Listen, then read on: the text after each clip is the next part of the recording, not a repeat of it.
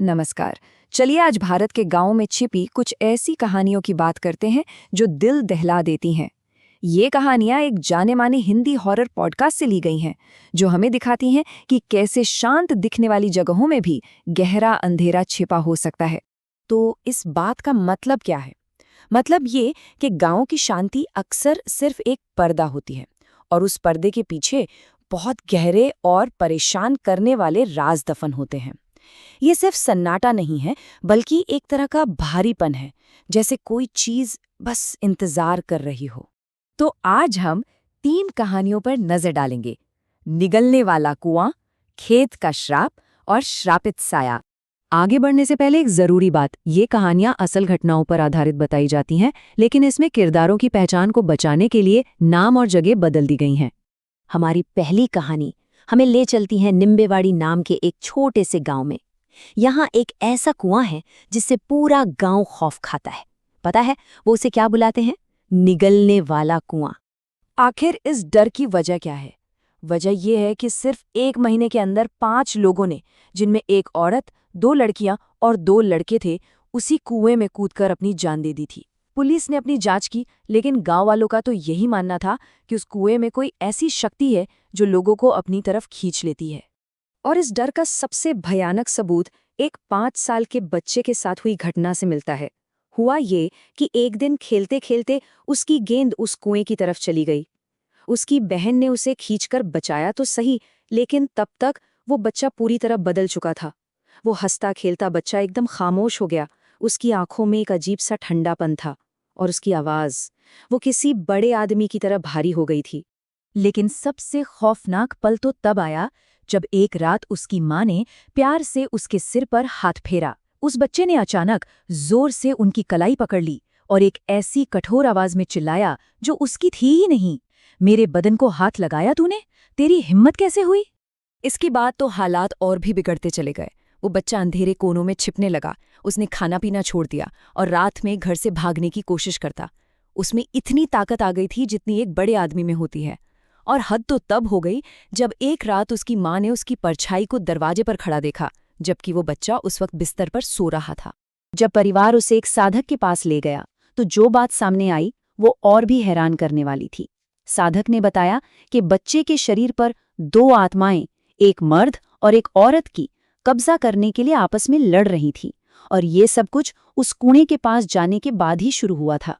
परिवार ने साधक के बताए उपाय किए भी। कुछ दिन तक सब शांत रहा, लगा कि शायद सब ठीक हो गया। लेकिन एक दोपहर जब उसकी बहन उस पर नजर रखे हुए थी, वो अचानक घर से बाहर भागा। सड़क किनारे खड़ा हुआ, चेहरे पर एक अजीब डरावनी मुस्कुराहट के साथ अपनी बहन की तरफ देखा और फिर एक तेज रफ्तार ट्रक के सामने कूद गया। चलिए अब चलते हैं हमारी दूसरी कहानी की तरफ, जो सावरे नाम के एक गांव की है। यहाँ जमीन से जुड़ा एक सदियों पुराना नियम है और उस नियम को तोड़ने की कीमत बहुत ही भयानक है। तो नियम क्या था? नियम बहुत सीधा सा था। गांव के खेतों में मांसाहार करना, यानी मांस खाना, सख्त मना था। गांव के बड़े बुजुर्ग इसे मिट्टी का श्राप कहते थे। बाहर के लोगों के लिए ये बस एक अंधविश्वास था, लेकिन गांव वाले जानते थे कि ये मजाक नहीं है। कहानी के नायक गोपाल ने अपने दोस्तों के कहने पर इस नियम को तोड़ दिया। उन्होंने खेत में ही चिकन और शराब की पार्टी की। दोस्त तो चले गए, पर गोपाल रात में वहीं झोपड़ी में रुक गया। आधी रात को उसे किसी के रोने की एक अजीब गैर इंसानी आवाज सुनाई दी। फिर उसने एक भयानक चीज को अपनी झोपड़ी की तरफ रेंगते हुए देखा। वो चीज जब उसके सामने आए तो गोपाल डर के मारे वहीं बेहोश हो गया।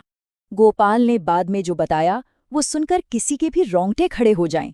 जरा सोचिए, एक ऐसा जीव जिसके शरीर पर बाल नहीं थे, त्वचा ऐसी लाल थी जैसे किसी ने छील दी हो, सिर्फ सिर पर उलझे हुए बाल थे।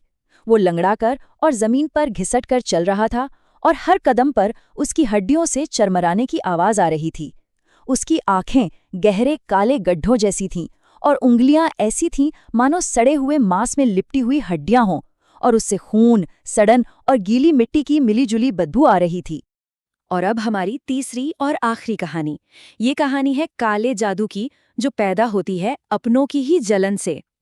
घोड़ेपाड़ा गांव में एक खुशहाल परिवार रहता था, लेकिन फिर अचानक उन पर एक ऐसी रहस्यमयी बीमारी का साया पड़ा जो बेहद भयानक थी।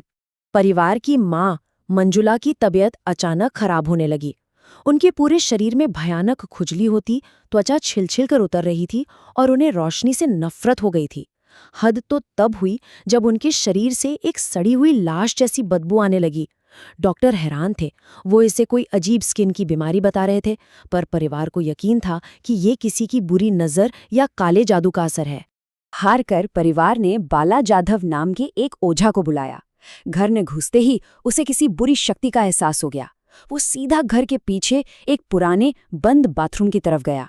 वहां उसने जमीन पर एक नारियल रखा और वो नारियल अपने आप जोर जोर से हिलने लगा। जब उस जगह को खोदा गया तो अंदर से प्लास्टिक में लिपटा एक बंडल निकला और बंडल के अंदर बालों में उलझी सुइयों से छिदी हुई एक कपड़े की गुड़िया थी। ओझा ने बताया कि जैसे जैसे ये गुड़िया जमीन के नीचे सड़ रही थी, ठीक वैसे वैसे मंजुला का शरीर भी गल रहा था। जब उस गुड़िया को जलाने की रस्म शुरू हुई तो एक और खौफनाक चीज हुई। जैसे ही गुड़िया ने आग पकड़ी, घर के अंदर लेटी हुई मंजुला का शरीर अकड़ने लगा और वो दर्द से तड़प तड़प कर चीखने लगी। लेकिन असली झटका तो अभी बाकी था। ओझा बाला जाधव ने परिवार को जो बताया वो सबसे ज्यादा डरावना था। उन्होंने कहा, ये सब करने वाला तुम्हारे अपने ही खानदान में से कोई है। ये किसी बाहरी दुश्मन का काम नहीं था, ये किसी अपने का ही काम था जो परिवार की तरक्की से जलता था। तो इन 3 अलग अलग कहानियों से हम क्या समझ सकते हैं? ये सिर्फ डराने वाली कहानियां नहीं हैं, ये उन डरों को दिखाती हैं जो आज भी हमारे समाज में, गांव में और शायद शहरों में भी कहीं न कहीं जिंदा हैं। इन तीनों कहानियों में कुछ बातें कॉमन हैं। पहली, श्रापित जगहों का डर, जैसे वो निगलने वाला कुआं। दूसरी, किसी नियम या परंपरा को तोड़ने का अंजाम, जैसे खेत में मांस खाना। और तीसरी, और शायद सबसे ज्यादा डरावनी, वो है इंसानी नफरत। जब जलन और ईर्ष्या काले जादू जैसे भयानक रास्तों से बाहर आती है। आखिर में ये कहानियां हमें एक गहरे सवाल के साथ छोड़ जाती हैं।